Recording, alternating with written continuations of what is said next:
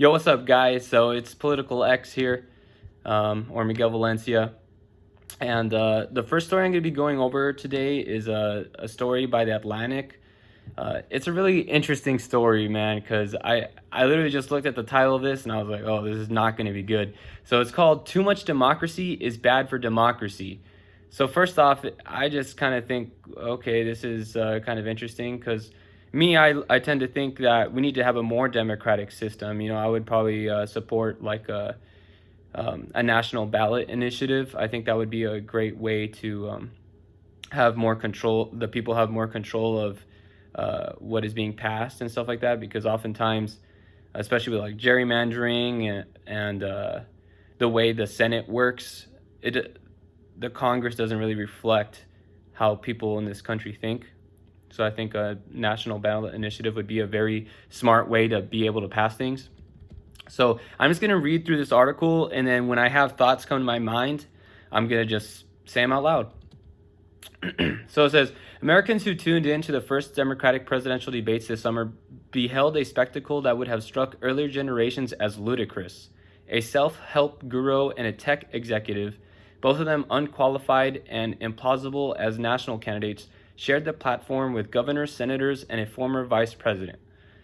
Excluded from the proceedings, meanwhile, were the popular Democratic governor of a reliably Republican state and a congressman who is also a decorated former Marine. So here they're talking about the self-help guru was Marianne Williamson, and I guess the tech executive is Andrew Yang. I'm not sure if he's a tech executive, but they're basically saying they're not qualified as a national candidate because they've never held a public office. But to me, that's kind of ridiculous because obviously the president we have now was a businessman beforehand. And it kind of takes away from the fact that, the requirements put by the Democratic Party were, you need to have some grassroots support. So if a Democratic governor from a Republican state and a congressman who's a former Marine couldn't get that support, that grassroots support, then yeah, they shouldn't be in the debates because nobody wants them to be president. All right, let's keep going. If the range of participants seemed odd, it was because the party had decided to let small donors and opinion polls determine who deserved the precious exposure of the debate stage. Those were peculiar metrics by which to take such an important decision, especially given recent history. Had the Democrats seen something they liked in the 2016 Republican primary? The GOP's nominating process was a 17-candidate circus in which the party stood by helplessly as it was hijacked by an unstable reality TV star who was not by any meaningful standard a Republican. Here's where I kind of disagree, because if the Republican voters chose him, then that's what a Republican is. This made me think of like the argument some people say like, oh, Bernie Sanders isn't a real Democrat because he's the longest serving independent congressman in history. Well, if Democratic voters choose him to be the Democratic candidate, then isn't that what the Democratic Party should reflect? Because that's what actual Democratic voters across the country want. So yeah, Republican voters across the country want Donald Trump. I think he's not a good president at all. But that's what Republican voters think should be the main person leading their party. The Democrats in 2016 faced their own insurgency by a candidate who was not by any meaningful standard a Democrat. So see here, they're trying to make you think Bernie Sanders is not by any meaningful standard a Democrat. There's a quote by Bernie Sanders. He says, the Democrats are pretty bad and the Republicans are somehow worse. But, this is what pushes people away from the Democratic Party. I think I identify as an independent, and it's because of this, because you don't really know what the Democrats stand for. If the Democrats said that, yes, we as a party support Medicare for all, a living wage, a Green New Deal, ending endless wars, then you would know what they stand for. The Republicans are really good at this. They're really good at political strategizing. It's really easy to know what a Republican wants. They want a wall, they want less immigration, and they're basically against everything that Democrats stand for. And so, continuing to read, and yet after the election, the Democrats had changed their rules to reduce the power of the party establishment by limiting the role of superdelegates, who had been free to support the candidate of their choosing at the party convention and whose ranks had been filled by elected officials and party leaders. So yeah, this is To me, it's a good thing. Wouldn't you think it's a good thing that party insiders and the establishment can't choose who the nominee is? And this happened a lot in 2016 when it was Hillary Clinton versus Bernie Sanders. There were several states that Bernie Sanders won the popular vote, but he got less overall delegates because all the super delegates, which, to explain the situation, so delegates have to kind of go proportionally by how the state voted, but super delegates are party insiders and they don't have to vote the way the people of the state voted. So one of the examples I remember right off the top of my head is West Virginia. Bernie Sanders won that state pretty decidedly, but Hillary Clinton got like something like 8 more super delegates than Bernie Sanders because obviously the establishment is not on Bernie Sanders' side. So instead of letting the people decide who they want to be their nominee, the party insiders say, no, we know better. We know better than the common folk. It's so ridiculous, and really it's kind of an insult to what normal people think of politics. Then as the 2020 race began, the party deferred to measures of popular sentiment to determine who should make the cut for the debates, all but ensuring runs by publicity-hungry outsiders. Do I think some people ran because they just wanted some publicity and they didn't think they had a chance at all? Yeah, for sure. I think, but some of them were actual politicians. John Delaney, are you kidding me? That man has no chance in hell of being the president of the United States of America, and he was the first person to announce, and he was in Congress, and he spent a ridiculous amount of money. But a person like Andrew Yang, yeah, he's never held an office, but obviously he has something about him, the universal basic income. He's brought that to the forefront of the debate. I don't think he was publicity hungry. I think he thought that he had very good ideas that he thinks he could actually pull out a win. Americans rarely pause to consider just how bizarre the presidential nominating process has become. No other major democracy routinely uses primaries to choose its political candidates. Nor did the founders of this country intend for primaries to play a role in the Republican system they devised. Abraham Lincoln did not win his party's nomination because he ran a good ground game in New Hampshire. Rather, Republican elders saw in him a candidate who could unite rival factions within the party and defeat the Democratic nominee in the general election. Today's system amounts to a radical experiment in direct democracy, one without precedent, even in America's own political history. So this is really weird because it's saying, America uses democracy to elect its political candidates. How weird is this? And that the founders didn't intend for primaries to play a role. Yeah, when George Washington was elected president, people didn't even really vote. It was white landowners, and obviously the Electoral College, they were selected voters. He got almost unanimous support. The election process in general was nowhere the way it is today. And Abraham Lincoln not winning his nomination, saying he didn't win his party's nomination because he ran a good ground game in New Hampshire, but because the Republicans saw him as a good candidate to defeat the Democratic nominee. Well, who knows who could have won? Abraham Lincoln was actually pretty moderate for the Republicans at the time. There was what was called like radical Republicans at the time that were even more rights of enslaved people and black people at the time than Abraham Lincoln was.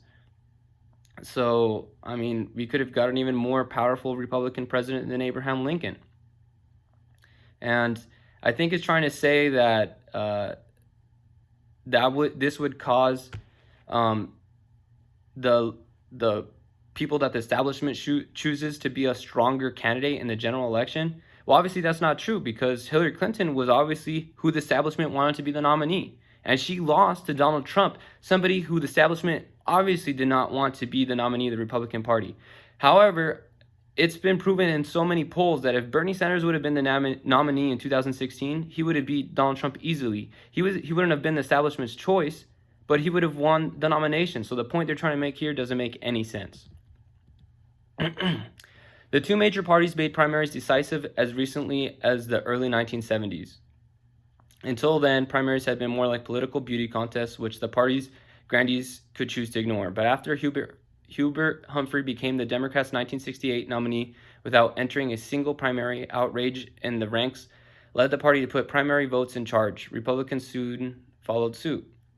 So to me, honestly, I think this is a good thing. I think it's a good thing that we have primaries. I'm just going to put that out there. yeah, somebody became the nominee without ever entering a single primary. That's pretty ridiculous to me. The new system, consisting of primaries plus a handful of caucuses, seemed to work. Most nominees were experienced politicians with impressive resumes, strong ties to the party. Starting in 1976, Democratic nominees included 2 vice presidents, 3 successful governors, and 3 prominent senators. Republican nominees included a vice president, 3 successful governors, and 2 prominent senators, all acceptable to the party establishment and to the party's base. So here they're trying to put into your mind the only people that are acceptable to run for president are people that are in the party establishment. What often went unnoticed, however, was why the nominees were so impressive. Professional gatekeeping had survived informally in the parallel vetting process known as the invisible primary. Even after the rule changes of the 1970s, candidates still needed to prove their viability to the party's elected officials and insiders, which meant showing that they could win influential endorsements, command media attention, appeal to multiple constituencies, attract top campaign talent, and raise money. To be competitive, they had to run a gauntlet of party bigwigs, factional leaders, and money brokers. As recently as 2008, 4 leading political scientists argued that, as the title of their book put it, the party decides. So basically, they want to see who can get the most media attention, who can get the most endorsements, and I mean, it's kind of weird because here you can make an argument that this is all of these metrics have nothing to do with the establishment. It says who can win influential endorsements. Well, who do you think are the most influential people in Congress right now? You could argue it's the people that are put in like an actual position of like leadership, you know, like Nancy Pelosi being the Speaker of the House. However, I mean, let's look at who has the most social media presence. Alexandria Ocasio-Cortez and the squad, you know, Ilhan Omar and Rashida Tlaib, they all endorsed Bernie Sanders. So I would say he's won some very influential endorsements. Command media attention. Now, this is a really weird one too, because command media attention, Donald Trump got a lot of media attention last time. A lot more than any other candidate. But this is also weird because sometimes the media will kind of block out people who they don't really consider real candidates. I've seen several CNN, MSNBC posts that sometimes they switch the numbers of the polling from Warren and Sanders to make Sanders seem like he's not in first place in a poll or that he's not in second place in a poll. Or sometimes they'll completely take Andrew Yang out of a metric. I remember there was one that was talking about how much money the candidates raised. And he raised more money than Cory Booker. But they put Cory Booker on there and they didn't put Andrew Yang on there because the establishment, the media, doesn't really think he's a legit candidate. And so, yeah, attract top campaign talent and raise money. Bernie Sanders has raised the most money out of all the candidates, including Donald Trump. So, I mean, it's kind of weird how they're saying like this is how they used to choose them, when really by a lot of those metrics that even the anti-establishment candidates are doing pretty good at. Then came 2016. Neither Donald Trump nor Bernie Sanders changed the system all by himself. Rather, both saw and exploited the invisible primary's fragility. The electorate had come to view the establishment seal of approval with skepticism or outright hostility, allowing outsider candidates to tout their lack of endorsements as a mark of authenticity. Candidates have learned to bypass traditional money man by reaping donations online, tapping deep-pocketed tycoons, or just financing themselves. And the media landscape has evolved to provide oxygen to rogue candidates. Okay. So, yeah, the lack of endorsements is a mark of authenticity. So, yeah, because people are tired of the establishment. You know, one thing that FDR said, you know, Franklin Delano Roosevelt, is judge me not just by the friends I have, but by the people that hate me. And Bernie Sanders is the only candidate that has an anti-endorsement list. He's like, here's a list of people that hate me, that say they would never want me to be president. And people look at that and they're like, it makes you think, why wouldn't they want him to be president? Because he's questioning power. He's questioning the way things are. Of course they don't want him to be president. If you're a billionaire, hell no, you don't want Bernie Sanders to be president, because he's going to fundamentally change your life. And it also talks about, you know, the candidates have learned to bypass traditional money man by reaping donations online. So yeah, because people realize that because if they're not getting money from just regular people, where else are they getting the money from? They're getting money from Wall Street. They're getting money from the wealthy. They're getting money from corporations, from lobbyists. So would you rather have a politician get money from a guy like me? I donate like $2 every once in a while to Bernie Sanders' campaign, Mr. Regular Dude. Or would I rather be like, no, I'll let Bernie Sanders take donations from Wall Street, donations from massive corporations, donations from billionaires, and I think his positions will stay the same. It's a pretty ridiculous thing to think that because money is influential.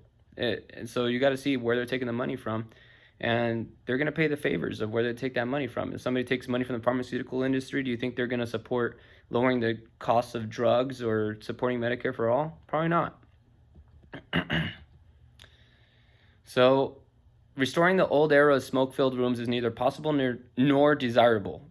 Primaries being important information to the nominating process. They test candidates' ability to excite voters and campaign effectively. They provide points for entry for up-and-comers' neglected constituencies. They force candidates to refine their messages and prove their stamina. But as 2016 made clear, primaries are only half of a functioning nominating system. The other half is input from political insiders and professionals who can vet candidates, steer them to appropriate races, and as a last resort, block them if they're unacceptable to the party or unfit to govern. Okay, so I'm trying to see, I don't really have an opinion on that paragraph. The Democrats' 2020 race may well avoid a descent into chaos. The desire to unseat Trump may encourage primary voters to coalesce around a candidate with a traditional resume and a broad appeal. The field appears to be narrowing to such candidates. While party elders can hope for a rational outcome, however, nothing in the process guarantees one. In 2016, Mandarins in the Republican Party assumed until it was too late that its primary electorate would eventually reject Donald Trump. Both parties' presidential nominating contests have reached a point where they cannot promise to choose nominees who are competent to govern or who represent a majority of the party's voters. So yeah, they're trying to say that that the voters are coalescing against a person with a traditional resume and broad appeal. They're talking about Joe Biden. You know, I think a lot of the people that support Joe Biden right now, I mean, you can see in polling, it's a lot of people that are above the age of 50. It's probably a lot of people that really don't pay attention to politics that much. They think, oh, Joe Biden, he was the vice president of Barack Obama. Yeah, sure, I'll vote for him. And they haven't really been paying attention yet.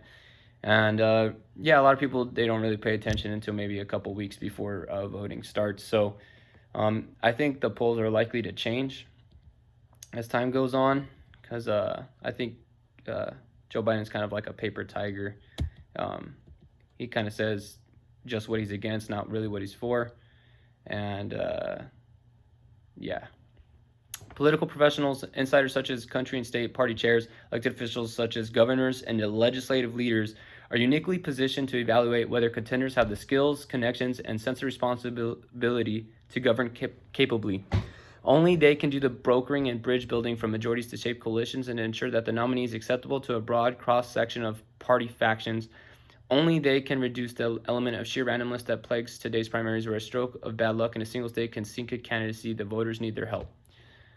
Okay, so this is really weird, because here they're kind of making the case that, you know, a rogue candidate or a candidate that's not from the establishment can't have broad appeal. But sometimes to win a general election, you don't need broad appeal. If you can bring out your base enough, and you need to bring out your base if you're running an election. If you're running, you can win. And that's evident with Donald Trump. You know, he doesn't really have a broad appeal, I would say, but his base really likes him being the president of the United States of America. And that's what's going to cause him to win again if he plays his cards right. So this may seem like an argument for elitism over democracy, which it is. But the current system is democratic only in form, not in the substance. Without professional input, the nominating process is vulnerable to manipulation by plutocrats, celebrities, media figures, and activists. Oh, yeah, the nominating process needs to be vulnerable to manipulation by everybody, not just professional input. What they mean professional input is party insiders. yeah, everybody should have a way to manipulate the nominating process. A regular guy like me should. As entertainment, America's current primary system works pretty well. As a way to vet candidates for the world's most important and difficult job, it is at best unreliable and at worst destabilizing, even dangerous. I would just say that I disagree with that.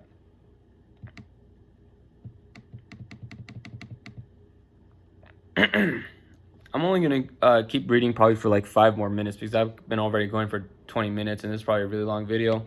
Hopefully you're just listening to this while driving and you're kind of just trying to soak in some of the information and maybe agreeing with me or disagreeing with me.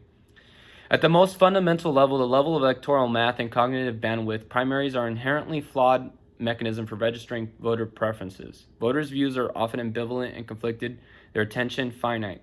When offered several options, individuals tend to lack sufficient information to make a choice that reflects their actual preferences. In fact, many presidential primary voters mistakenly back candidates who do not reflect their views. One important study, the 2008 presidential primaries, found that voters do barely better than chance at picking the candidate whose views most closely match their own. Summarizing abundant research, the political scientist Bruce Kane concludes the original sin of citizenship is our cognitive fallibility, namely limitation in knowledge and motivation. In other words, the nomination process makes unrealistic demands on voters, not because they are lazy or stupid, they're not, but because they are human. So here I would say it's a lot of the fault of the media, the way they report the race. They report it as like a horse race, like, oh, who talks more elegantly, who talks more presidential, who seems more smarter.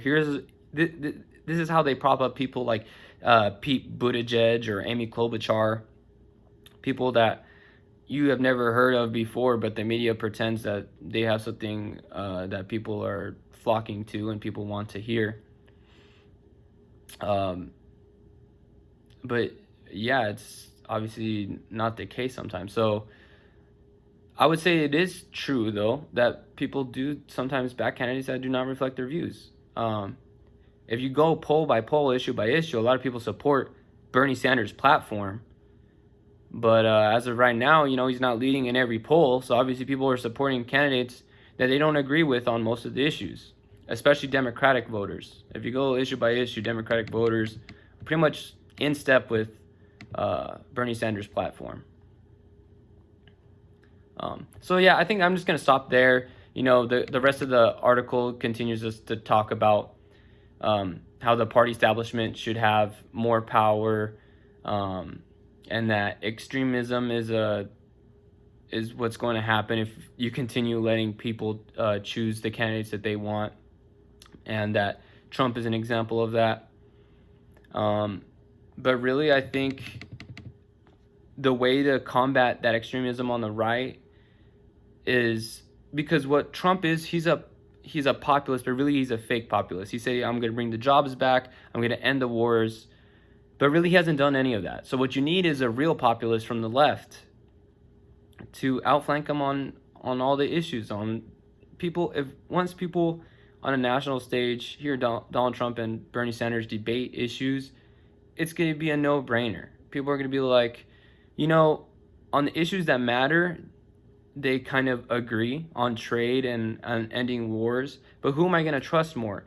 This guy that you can see on the news that lies on a constant basis, that is eroding like our Constitution, and that just has no respect for anything? Or Bernie Sanders, a man that's been consistent his whole life, and you can tell that when he's talking, he's telling the truth, and that he actually believes it's something that's going to make your life better. So yeah, I'm gonna leave it at that. I'll probably try and put the article in the link description. If you like this video or you have any suggestions for things I could cover, please leave a comment below, like, and subscribe. All right, see you guys later.